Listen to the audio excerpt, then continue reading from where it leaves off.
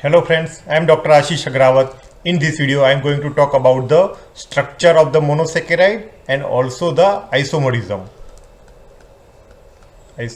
So we will see about the what is stereoisomerism, what is functional isomerism, and in stereoisomerism we will see about the enantiomers, or we will also see epimer and anomer. Okay, so stay tuned and watch this video till the end. So there are mainly the two different projection. One is Fischer projection and one is Haworth projection. In Fischer projection, there is a straight chain structural formula. Like on the right side there is a OH, okay, left side there is a H, right? And in Haworth projection there is a cyclic formula, or it is called as a ring formula. And the most stable form of this monosaccharide is boat and chair form, right? When hydroxyl group on C5 react with the aldehyde group or ketone group, then there will be formation of cyclic structure. Now coming to the isomerism. The compound possessing the identical molecular formula but different structure are called as the isomer. Okay, the molecular formula is same but structure is different. Okay, so it type one is structural isomerism and other type is stereoisomerism. So now what is structural isomerism? Here the molecular formula is same but they differ from each other by having the different structure.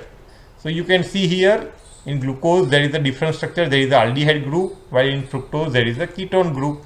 So this structure is different between glucose and fructose. So glucose and fructose, they are called as the structural isomers. Molecular formula is same but different in structure, like aldo and ketose. Like glucose is aldohexose, glucose is aldohexose, and fructose is a ketohexose, like that. Now what is stereoisomerism? Here there is a molecular formula is same, structure is also same, but there is a change in spatial configuration. Okay, where the penultimate carbon, suppose this is the penultimate carbon, when hydroxyl group is on the right side, that is called as the D glucose, okay, D form. And when in the penultimate carbon the hydroxyl group is on the left side, it is called as the L side. So remember one thing, D and L. Okay, so D sugars, what is the importance? D sugars are naturally occurring sugars and body can metabolize only D type of sugar. Okay, there is only one exception in our body where L sugar is there, that is L deoxy sugar, that is called as a L fucose. Now this D and L fructose, you can see here, this is a D fructose where hydroxyl group is on the right side. So here you can see hydroxyl group is on the left side, so that is called L fructose, and if hydroxyl group on the right side, that is D fructose. This D and L, they are called as a mirror image of each other, mirror image, and they are called as a enantiomers. Remember what is enantiomer? That is a mirror image. Okay, that is capital D and L. Okay, now what is optical isomerism? It is a optical activity is the capacity of the substance to rotate the plane polarized light when passing through it, either to left or right. So when a polarized light passes through a substance, okay, that substance can either change the path of the light either to the left side or the right side. If the path it is changed to the right side, it is called as the dextrorotatory, that is clockwise, and counterclockwise, if it change to the left side, it is called as a levorotatory. So it is right, like small d and small l. Okay, so this is a light source, this is the unpolarized light, this is the polarizer. So this polarized light, okay, when it passed through the substance, it change either to the right or left side, okay, either clockwise or anti-clockwise. Clockwise is dextro and anti-clockwise is levorotatory. Now what is diastereomers? The configurational changes with regard to C2, C3 and C4 will produce 8 different type of monosaccharide. because there is a change in configuration. Okay, H and OH. Okay, it can be changed. So 2 raised to 3 at the C2, 3 and 4. So around 8 diastereomers can be formed. But most important in our body is glucose, galactose and mannose. And this all have a D and L configuration. So 8 into 2, that is 16 isomers can be possible. Now it can be divided into the epimerism and anomerism. So what is epimerism? It is a stereoisomerism if two monosaccharides different from each other in their configuration around the single carbon atom.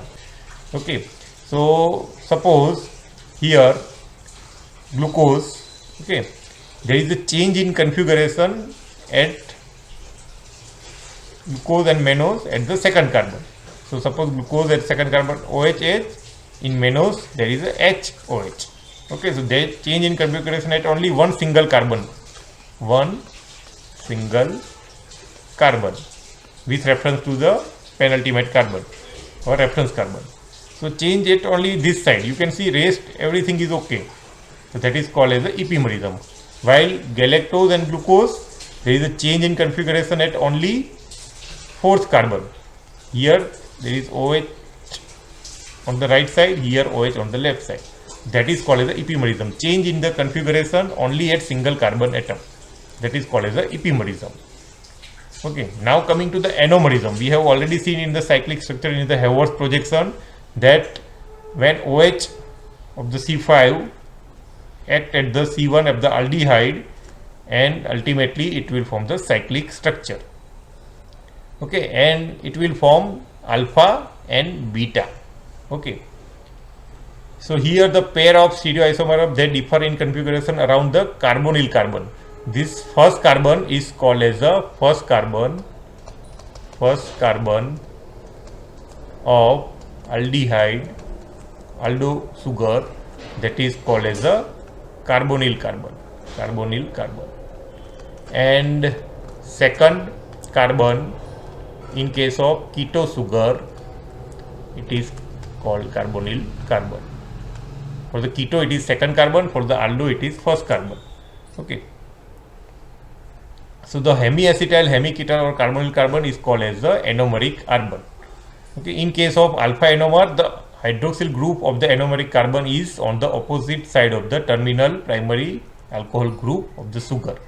That means if this hydroxyl group is opposite to the 6 carbon hydroxyl group, okay, then this is called as the alpha glucose. If this hydroxyl group is on the same side, they are called as the beta glucose. Okay, or you can just remember, if hydroxyl group is below the line, below the plane, that is alpha. If hydroxyl group is above the plane, it is called as the beta. Clear?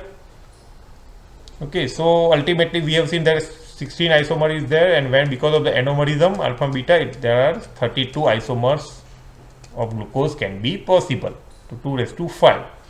Now what is mutarotation? It is defined as a change in the optical rotation representing interconversion of alpha and beta forms of the glucose to an equilibrium mixture. So this in the alpha glucose has optical rotation of plus 112 and beta glucose has optical rotation around 18.7. But in the mixture there is equilibrium occur, and 2/3 molecules in the beta form and 1/3 molecules will be in the alpha.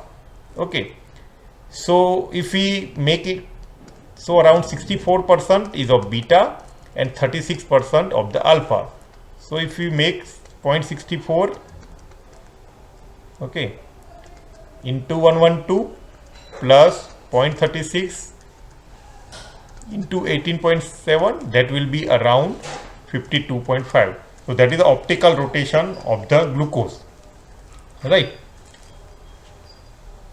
So what is the practical importance of this? When we prepare the glucose solution for the calibration of the glucose, here when freshly prepared, it is mostly in the alpha form, and when we keep the solution for 18 hours, then only mutarotation takes place and 2/3 molecules in the change to the beta configuration.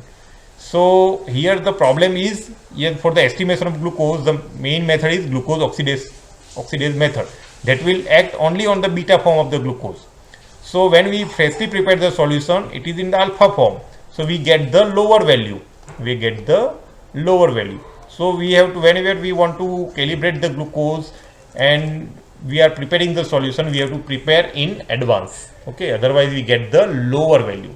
So if I revise again, Fischer formula,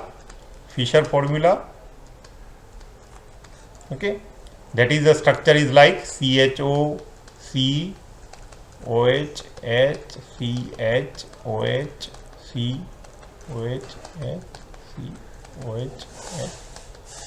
This type of is Fischer formula. What is Haworth formula? Okay, ring-like structure, and here H, OH, H, OH, third carbon there is a change, OH, H, H, OH, H. This is Haworth formula. Okay, and stable is boat and chair like structure, that is stable, which is seen by the X-ray diffraction. Now coming to the isomerism. What is isomerism? That is type is structural isomerism and stereo isomerism. Here in structure, the chemical formula, molecular formula is same. Chemical formula same, but change in structure. Like aldehyde or ketone. Keto is fructose. Aldehyde main example is glucose. Okay, in stereoisomerism, chemical formula same. Structural formula is also same. But change in spatial configuration. Okay, so it may be either enantiomer, which is also called as a mirror image, that is denoted as capital D and capital L. Then optical isomerism, when polarized light pass through the when polarized light pass through the solution, if it change to the right side, then it is called as a dextrorotatory. If plane of rotation move to the left side, it is called as a levorotatory. Okay, small l. Then one more terminology, that is epimerism, change in configuration at only single carbon configuration.